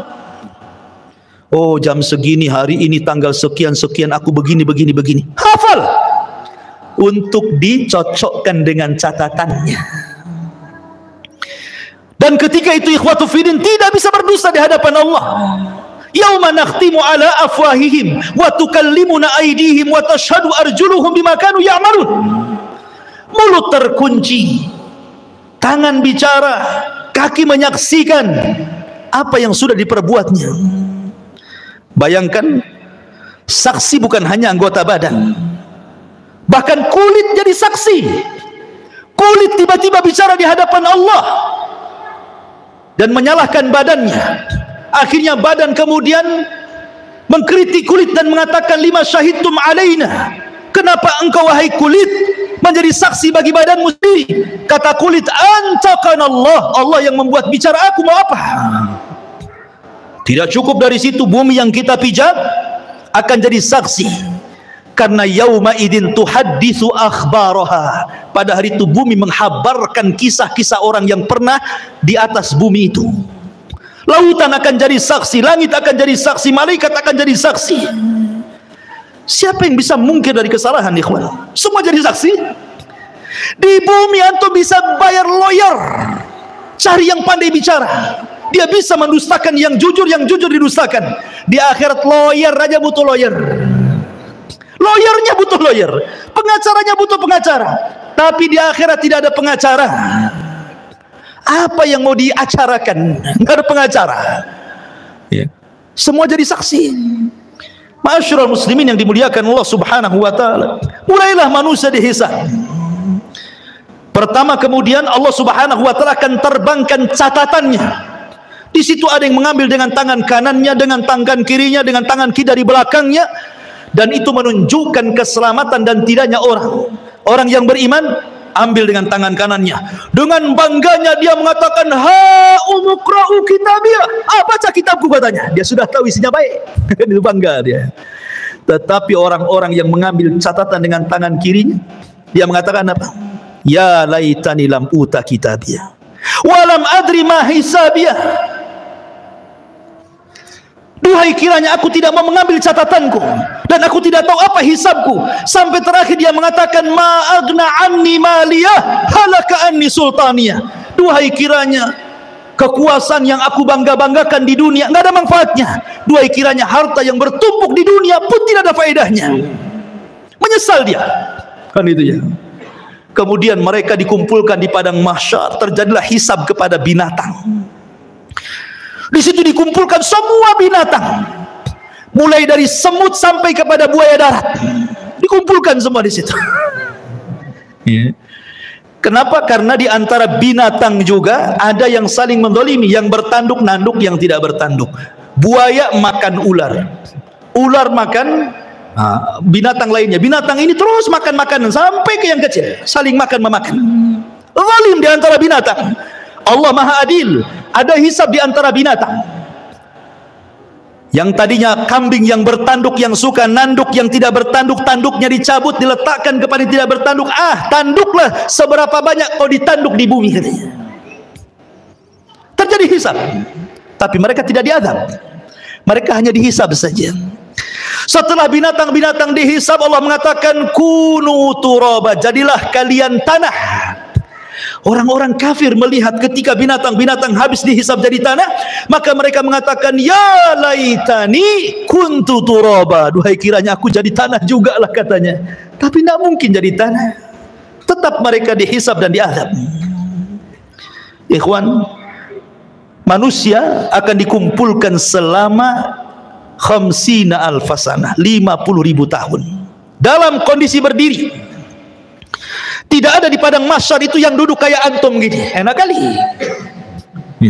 Apalagi sambil baring bawa tikar, nggak ada tikar. Posisi mereka berdiri karena Allah mengatakan, "Yauma yaqumun nasu lirabbil alamin." Pada hari itu manusia berdiri menghadap Rabbnya. Kenapa tidak ada yang duduk, tidak ada yang berbaring? Karena kalau duduk maka dia akan tenggelam dengan keringatnya. Berbaring apalagi? Bagaimana tidak, matahari diletakkan di atas kepala 1 mil. Ada orang yang bercucuran dengan keringat sehingga tenggelamlah dia dengan keringatnya. Ada yang keringatnya sedada, ada yang keringatnya sepusar, ada yang keringatnya selutut, sesuai dengan amalannya. Sesuai dengan amalannya. Dan hari itu hari yang haus sekali. Makanya orang-orang yang berhasil meminum dari telaga Rasul, lam yadma abada, dia tidak akan haus selamanya walaupun matahari di atas kepala. Likulli nabi haudun, setiap nabi punya telaga, dan yang paling besar telaga Rasul, jumlah gelasnya sejumlah langit di bumi, sejumlah langit yang ada di, sejumlah bintang yang ada di langit. Warna telaganya lebih putih dibandingkan air susu, lebih manis dibandingkan madu. Siapa yang meminumnya tidak akan haus selamanya. Adakah dari umat Rasul yang tidak akan minum? Ada. Ketika ada orang-orang yang hendak mendekati telaga Rasul di padang mahsyar itu, tiba-tiba dihalau para malaikat. Kemudian Rasulullah SAW berteriak-teriak, "Ummati, ummati, ya Rabb, itu kan umatku, biarkan mereka minum." Lihat bagaimana rahmatnya Rasul pada umatnya.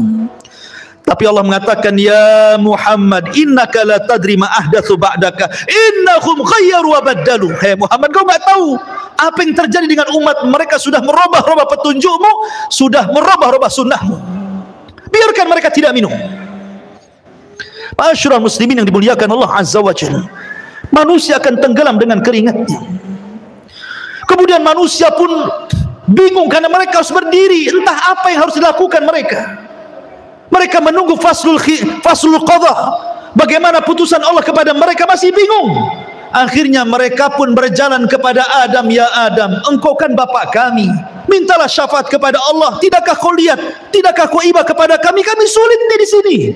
Kata Adam, aku nggak bisa nolong kalian. Pergi ke Nuh. Berangkatlah mereka ke Nabi Nuh alaihi salatu wassalam. Nuh juga i'tidar, tidak bisa memberikan syafaat. Kata Nuh, sebaiknya kalian kepada Ibrahim, temui Nabi Allah Ibrahim alaihi salatu wassalam. Berangkat mereka ke Nabi Allah Ibrahim. Ya Ibrahim, wahai Ibrahim, anta Khalilur Rahman, kau adalah kekasih Allah. Ala tara ila ma nahnu fi, tidakkah kau lihat, tidakkah kau iba melihat kondisi kami? Kata Ibrahim, tidak, aku pernah berdosa 3 kali. Sebaiknya kau datang kepada Musa, temui Nabi Musa. Berangkat ke Musa. Kata Musa, aku juga tidak bisa karena pernah membunuh orang. Ke Isa saja, temui Nabi Isa. Isa tidak menyebutkan uzurnya, tapi datangi Rasul Muhammad sallallahu alaihi wasallam. Datanglah mereka kepada Rasulullah. Baru kata Rasul, ana laha, kan ku coba. Rasul sujud di bawah arsy Allah dengan sujud yang lama, sampai Allah datang dan mengatakan, irfa ra'saka ya Muhammad, angkat kepalamu wahai Muhammad. Qul tusma, katakan kau didengar. Sal tu'ta, minta kau diberi. Isfa tu syafa, minta syafaat kau diberikan syafaat. Ma'asyiral muslimin yang dimuliakan Allah Azza wa Jalla. Kembali kepada proses hisab. Hisab ini ada 2 macam. Ada yang disebut dengan hisaban yasira, hisabnya mudah.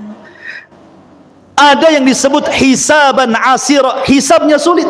Dan ada yang ketiga, tanpa hisab. Ada kelompok-kelompok yang tidak dihisab. Karena Rasulullah SAW pernah ditampakkan dari 70.000 umatnya, mereka tidak dihisab, tidak diadab, direct masuk surga.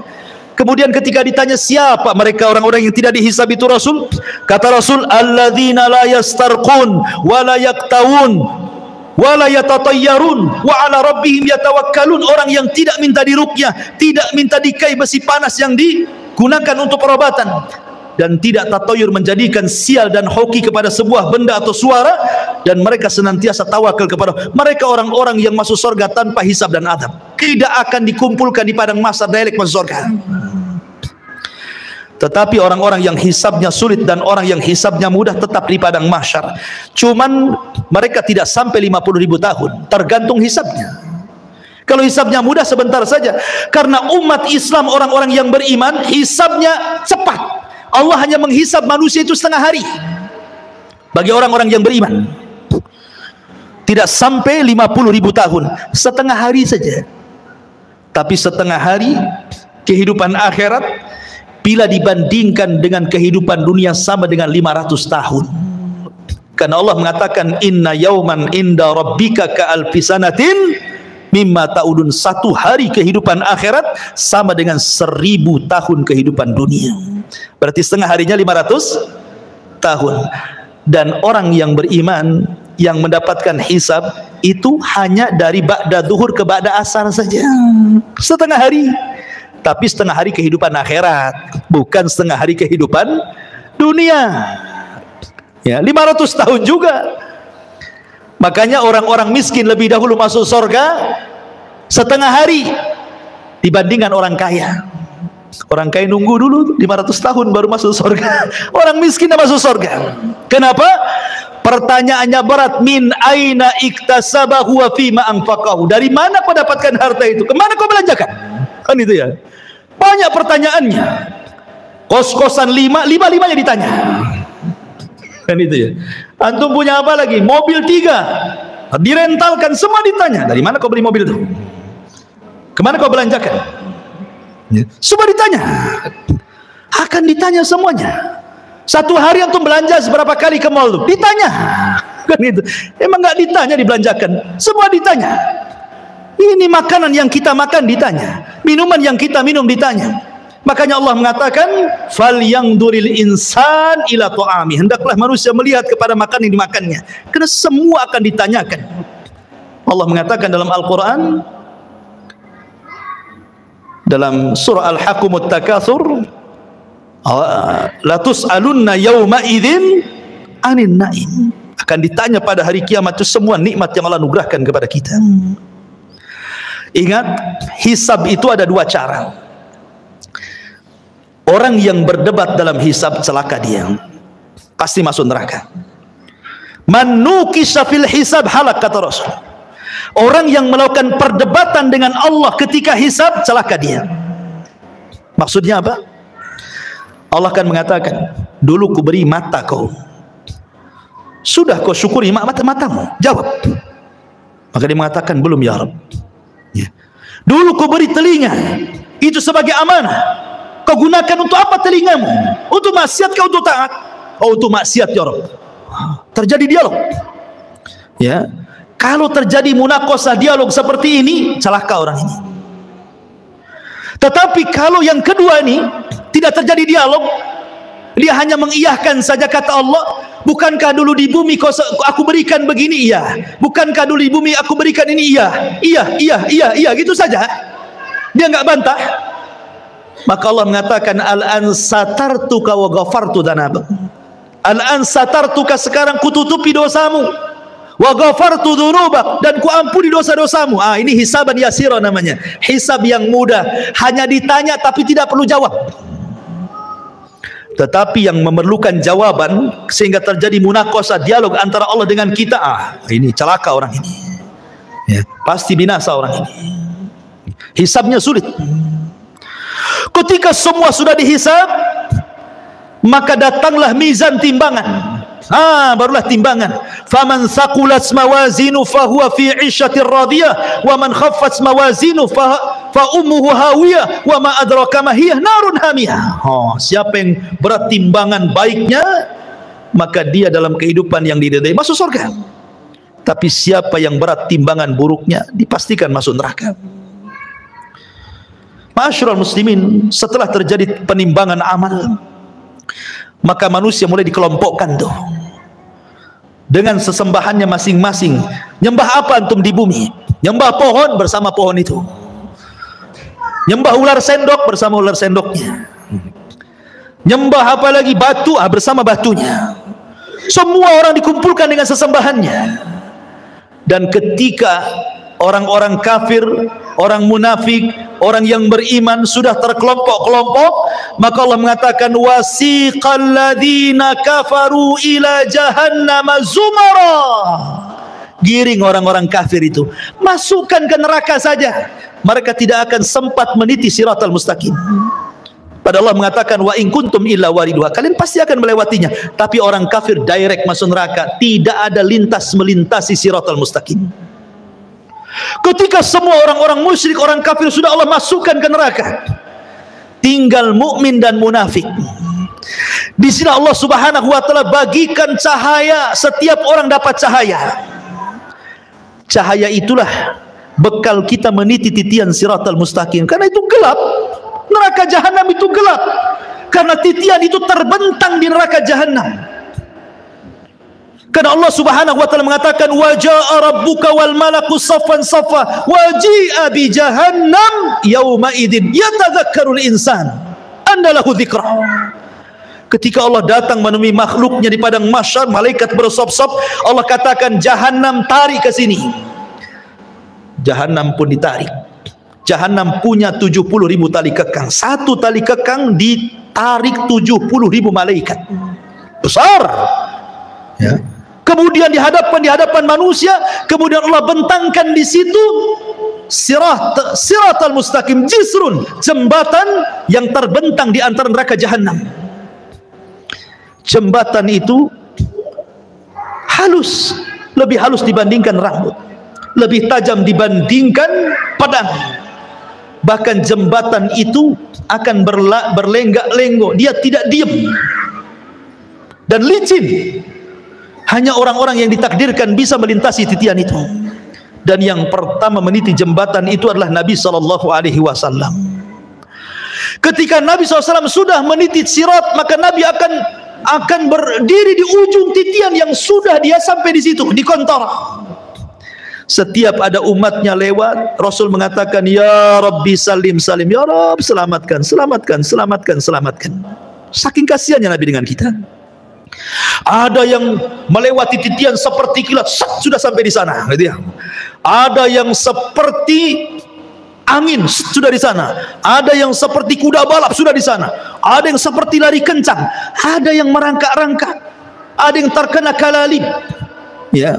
Ada yang kemudian jatuh berdiri, ada yang kemudian nyemplung dari titian itu ke jahanam. Kata Rasul ketika duduk bersama para sahabatnya, ada semacam bunyi besar, tur gitu ya.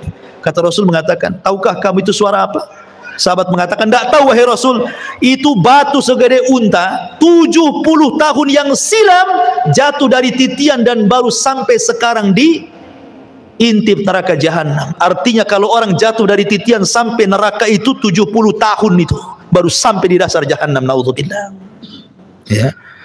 Ma'asyiral muslimin, maka satu persatu orang-orang munafik diberikan, orang-orang beriman diberikan cahaya. Orang munafik diberikan cahaya, kadang padam, kadang terang, kadang padam, kadang terang. Ketika berjalan mereka mengatakan, naktabis menurikum, hai orang yang beriman, tunggu dulu, aku ikut cahayamu. Kata orang beriman, ambil lagi kau cahaya di belakang, katanya. Emang di dunia orang munafik bisa menipu orang-orang yang beriman. Yukhadi'unallah walladzina amanu. Mereka menipu Allah dan orang-orang yang beriman. Di titian siratal mustaqim, orang yang beriman tidak mungkin ditipu lagi. Ya. Ma'asyiral muslimin, ketika semua terseberangi semuanya, sampailah mereka di sebuah tempat namanya Qantoroh. Qantoroh itu depannya pintu surga. Sampai di sini keletihan orang-orang yang beriman? Tidak. Di sini ada kisos. Di sini Nabi SAW mengatakan, atadruna mal muflisu hadil ummah, tahukah kamu siapa yang bangkrut dari umat ini? Kata sahabat, ya Allah saja orang bangkrut, orang yang gulung tikar, orang yang kalah, orang yang usahanya bangkrut, bankrupt dan yang lainnya. Kata Rasul, bukan itu. Orang yang bangkrut adalah orang yang datang pada hari kiamat membawa pahala solat, pahala zakat, pahala sedekah, pahala puasa, pahala ini, pahala itu, tapi di satu sisi dia pernah mendolimi si fulan, mengambil harta si fulan, menumpahkan darah si fulan, mencaci maki si fulan, merendahkan si fulan. Akhirnya di kantor ini terjadi kisos. Padahal depan pintu surga tuh. Supaya orang yang masuk surga mendapatkan keadilan, supaya dalam hatinya tidak ada lagi dongkol dengan kawannya, supaya ketika masuk surga di wanaza'na ma fi suduruhum min ghillin ikhwana, Allah cabut perasaan dengki sehingga menjadi bersaudara dalam surga. Karena orang-orang penduduk surga itu satu hati. Kalau kita akan berhati-hati, ada yang dengki, ada yang iri, ada yang benci, ada yang marah, ada yang emosi, kan itu ya. Supaya tidak ada itu, maka terjadi kisos di sini. Ya. Hei, dulu kau sudah memukul aku, sini kamu. Mana pahalamu? Diambil pahalanya. Nih dosaku. Ketika kemudian dia sudah tidak punya pahala karena sudah dikasihkan orang banyak, karena banyak yang didolimi, dia mengatakan, mana pahalamu? Aku tidak punya pahala, sudah habis. Kalau gitu ambil dosaku saja, katanya. Oh gitu ya. Fa in faniyat hasanatuhu, kalau sudah habis kebaikannya, maka nggak dilempar dosanya kepada dia. Pada sudah di kontoro, dilempar lagi ke belakang ke neraka. Ketika kisos sudah terjadi, ini kisos sesama orang yang beriman ya. Kalau kisos dengan orang kafir, kisos dengan binatang, dolim kepada binatang, dolim kepada orang kafir, dolim sesama orang kafir, dolim orang-orang yang beriman kepada orang kafir atau orang kafir kepada beriman, ini sebelum titian. Sebelum titian, nah itu dolim di situ. Kisosnya itu. Tetapi di kantor itu hanya khusus orang beriman saja, karena sudah mau masuk surga masalahnya. Bahkan orang-orang yang dibunuh akan datang menghadap Allah tanpa kepala. Dalam hadis Abdullah bin Abbas radhiyallahu anhu itu, tangan kirinya membawa kepalanya. Walaupun ketika di bumi tidak dibunuh dengan cara dipenggal kepala, tapi nanti pada hari kiamat orang yang dibunuh itu seperti itu bentuknya. Lehernya nggak ada, kepalanya dipegang oleh tangan kirinya, tangan kanannya menyeret orang yang membunuhnya, kemudian menghadap Allah dan mengatakan, ya Rabb, sal hadza lima qatalani. Tanya orang ini, kenapa kau bunuh aku? Kenapa dia bisa membunuhku? Dan bayi-bayi yang dilempar hidup-hidup kemudian mati, seperti orang-orang yang punya anak dari hasil zina kemudian malu, dilemparlah anak itu ke solokan, ke tong sampah, ke kerdus, akhirnya mati. Maka Allah mengatakan, wal mau'udatu su'ilat bi ayyi dzambin qutilat. Bayi-bayi itu akan membawa kepalanya menghadap Allah dan mengatakan, ya Rabb, sal hadza lima qatalani. Tanya ibuku kenapa dia membunuhku, tanya bapakku kenapa dia membunuhku. Semua akan ada kisah, ikhwan. Hati-hati ya. Tapi kalau sudah tidak ada kisos lagi, baik antara orang kafir dengan orang yang beriman atau sebaliknya, manusia dengan binatang atau sebaliknya, kemudian kisos terjadi antara orang yang beriman dan sudah selesai, maka manusia berjubel di pintu sorga. Sayati alaikum zaman kadidum minaz ziham, akan datang kata Rasul zamannya manusia akan berdesak-desakan di pintu sorga, padahal mereka sudah diponis masuk sorga, tidak mungkin masuk neraka, tapi tidak bisa masuk sorga juga karena pintunya tertutup. Semua para nabi berusaha membuka, tidak bisa, tidak diizinkan malaikat Ridwan. Tiba-tiba di tengah-tengah manusia yang sudah diponis masuk sorga itu, muncullah seorang laki-laki, Sayyidul Anbiya'i wal Mursalin, Sayyidul Awwalina wal Akhirin, Muhammad sallallahu alaihi wasallam, Nabi kita, qudwah kita, Rasul kita, mendekati pintu dan membuka pintu sorga dengan mengetuknya, Assalamualaikum. Maka Ridwan mengatakan, Waalaikumsalam. Man, siapa kamu? Kata Rasul, ana Muhammad, saya Muhammad. Kata malaikat Ridwan, bika umirtu alla aftah li ahadin qablak, aku diperintah Allah untuk tidak membuka pintu surga kecuali kau yang minta. Kata Rasul, ana awal man aftatihu babal jannah, sayalah orang yang pertama kali membuka pintu surga. Dibentanglah pintu surga. Pintu surga ini ada yang meneriak, ada yang berteriak. Jadi Allah subhanahu wa ta'ala meletakkan para pemanggil di pintu-pintu surga. Kalau dia ahli solat, du'a min babis salah. Hei pakar-pakar solat, kau ke sini, masuknya di sini, jangan di situ. Yang pakar puasa sunnah, puasa Senin Kamis, Ayyamul Daud, pokoknya ahli puasa, ada pintunya dari pintu Royan. Hei ahli puasa, sini-sini dari pintu Royan, jangan pintu itu. Pintu jihad mengatakan, hei yang mati syahid lewat sini. Pintu tobat, hei yang tobat lewat sini. Masing-masing pintu itu menyeru kepada keahlian ibadahnya masing-masing. Dan sorga itu memiliki 8 pintu, berbeda dengan neraka 7 pintu. Kenapa? Biar menunjukkan bahwa rahmat Allah lebih luas dibandingkan murkanya. Makanya dibuat pintu sorga lebih banyak dibandingkan pintu neraka. Karena Rasul mengatakan, Allah berfirman, inna rahmati wasiat ghadabi, rahmatku lebih luas dibandingkan murkahku. Ma'asyiral muslimin, ketika ada orang yang berdiri di pintu sorga, dia berdiri nih, dia nggak mau masuk sorga. Kata Allah, udkhulul jannah bi rahmati, masuk ke dalam sorga dengan rahmatku. Orang ini mengatakan, ya Rabb, oh enggak, saya nggak mau masuk sorga dengan rahmatmu ya Rabb. Kalau masuk sorga karena rahmatmu itu bagi orang yang melakukan dosa kemudian bertobat, kau kasih sayangi dia, akhirnya kau katakan masuk dengan rahmatmu. Aku ini nggak pernah berbuat dosa, aku ingin masuk surga dengan amalanku. Wow, dia merasa bangga dengan amalannya, karena aku nggak pernah berbuat dosa, masukkan aku dengan amalanku, katanya. Baik, kata Allah, hitung amalan berapa. Dihitung amalannya, rupanya amalannya tidak sebanding dengan satu nikmat yang Allah berikan, nikmat penglihatan. Karena amalannya lebih banyak daripada melihat. Karena takut dia tidak bisa masuk surga dengan amalannya. Kalau gitu, ya Rabb, masukkan aku dengan rahmatmu ke dalam surga, katanya. Ya, karena masuk surga itu karena rahmat Allah. Kata sahabat, wala anta ya Rasul, termasuk engkau wahai Rasul, termasuk saya. Allah masukkan saya ke surga karena rahmatnya. Tapi Allah masukkan ke neraka karena keadilannya. Ma'asyiral muslimin yang dimuliakan Allah subhanahu wa ta'ala, ketika kemudian penduduk surga masuk ke dalam surga, kemudian malaikat sorga mengatakan, salamun alaikum bima sabartum fa ni'ma uqbaddar, keselamatan bagi kalian wahai penduduk sorga. Pertama kali tahiyat, tahiyatus salam, salamun qaulan mir rabbir rahim. Allah pun mengucapkan salam. Orang-orang tertentu saja mendapatkan salam di dunia itu, seperti Khadijah, istri Nabi. Kata Nabi SAW, Rabb dan Jibril menitipkan salam kepadamu ya Khadijah. Wah, tidak semua dapat salam dari Allah dan malaikat Jibril itu. Hanya orang-orang tertentu seperti Khadijah, karena Rasul yang mengatakan Allah dan Jibril menitipkan salam. Tapi orang masuk surga semua akan dapat salam dari Allah, salamun qaulan mir rabbir rahim. Ya, mereka dapat salam. Dan salam itu artinya selamat, karena di sorga tidak ada aib. Di sorga itu selamat semuanya, tidak ada orang yang lisannya kotor, tidak ada di sorga itu. Tidak ada tukang gibah, tukang gunjing, tukang caci, tukang maki, tukang merendahkan. Tidak ada. Tidak ada yang dendam, tidak ada. Sampai kepada istri-istri tidak ada cemburu kalau antum bersama bidadari. Karena semua jadi salam. Selamat semuanya. Selamat aib, dari aib selamat.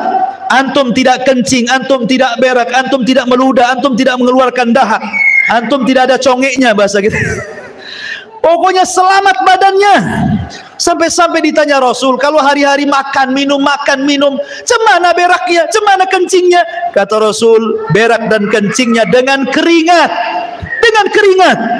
Dan keringatnya seperti minyak misi, itulah berak dan kencingnya penduduk sorga katanya. Wah, luar biasa. Ya. Selamat badannya. Wanitanya tidak haid, tidak ada nifas, tidak ada bau ketiak di sorga itu, semua wangi. Dunia antum harus bawa apa tuh? Kadang-kadang dikasih kapur barus ketiak di bumi kan gitu ya. Di sorga nggak ada bau, nggak ada bau-bau di sorga itu, karena selamat badannya. Ya. Di sorga tidak ada nenek-nenek. Di zaman Rasul ada nenek-nenek datang kepada Rasul, aku masuk surga enggak Rasul? Kata Rasul, nenek-nenek enggak masuk surga. Nenek ini menangis, pergi dia. Kemudian Rasul mengatakan kepada sahabat, bilang sama nenek itu, bukan berarti nenek itu enggak masuk surga, maksudnya di surga enggak ada nenek-nenek. Bacakan ayat inna ansha'nahunna insha'an wa ja'alnahunna abqara uruban atraba. Kami jadikan nenek-nenek jadi gadis-gadis usianya 33 sampai 34. Semua sama usianya segitu. Ya. Dan sorga itu nikmatnya yazdah, bertambah dan bertambah. Ada sukul jannah, pasar sorga. Pasar ini setiap Jumat kalau di bumi, kalau di sorga namanya yaumul mazid, hari tambahan nikmat. Semua penduduk sorga ke pasar, yang laki-lakinya itu berjumpa dengan kawan-kawannya di pasar itu. Kemudian ngobrol cerita pengalaman antum di dunia. Oh, kita kan pernah ngaji di Odessa dulu. Kenal nggak antum di samping sana? Nanti itu bicarakan semua itu. Akan teringat dengan kehidupan dunia. Jadi pembicaraan nanti di pasar itu, pembicaraan kita di dunia, obrolan kita, bercandaan kita, semua akan dibicarakan di pasar surga itu. Di pasar surga itu ada jual beli, ya. Hanya untuk berjumpa dengan kawannya, ngobrol, minum, makan di situ enak-enak. Kemudian sebelum pulang habbar riyah. Tiba-tiba Allah Subhanahu wa taala hempaskan angin, membawa debu, kemudian mengenai jasad-jasad orang yang ada di pasar sorga itu.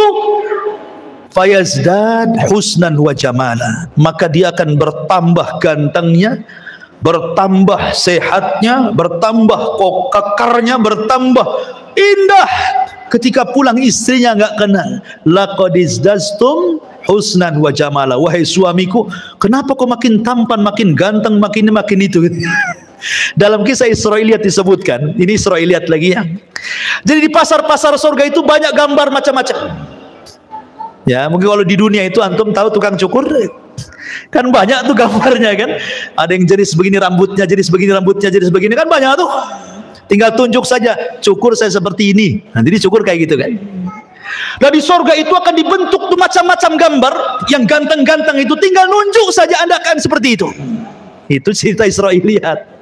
Ya, ya. Oh kayak gitu. Kayak siapa? Antum kayak Abu Humairah, jadilah Abu Humairah. Nggak mau lah gemuk gitu. Jadi mereka pulang itu, berjumpa dengan istrinya, kata istrinya, laqad izdaztum husnan wa jamala. Hei suamiku, kenapa kau makin ganteng? Kata suaminya, kau juga kenapa makin cantik, katanya. Jadi setiap minggu kenikmatan itu bertambah, makin ganteng, makin ganteng, makin ganteng. Makanan hari ini kalau dimakan besok lebih nikmat, kalau dimakan lusa lebih nikmat, dimakan lusanya lagi lebih nikmat, makin nikmat. Coba antum makan mangga, dibiarkan 1 bulan. Hari ini makan mangga, besok mangga dibiarkan 1 bulan. 1 bulan depan antum makan tuh mangga. Nanti atau setahun antum ada tinggal peloknya saja itu kan. Di sorga itu makin hari makin nikmat. Ya, kan luar biasa tuh. Makin hari makin ganteng. Coba antum hari-hari ke pasar sini, makin ganteng atau makin kusut tuh? Makin kusut kan itu.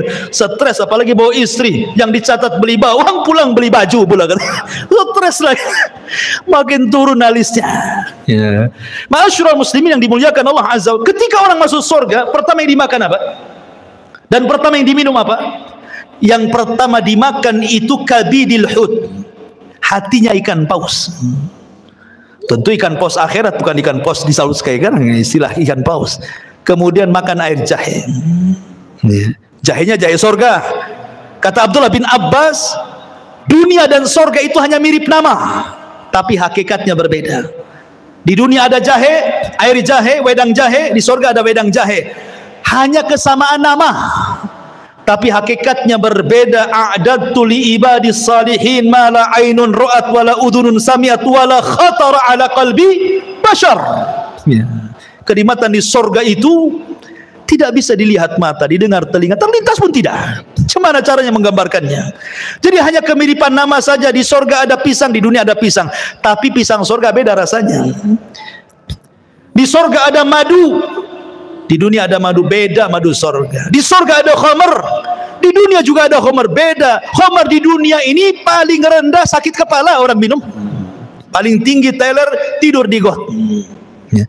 Tapi khamar di sorga itu ladzatul lisyaribin, lezat bagi peminumnya, lezat.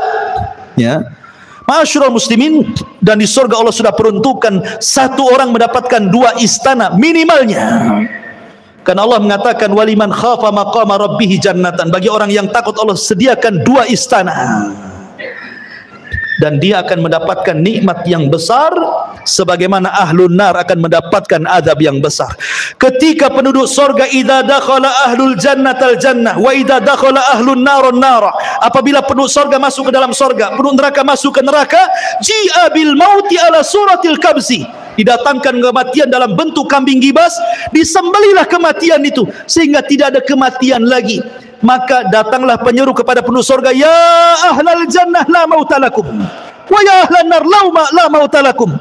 Hei penduduk sorga, tidak ada kematian. Hei penduduk neraka, tidak ada kematian. Maka penduduk sorga akan mendapatkan nikmat selamanya, dan penduduk neraka akan mendapatkan azab selamanya.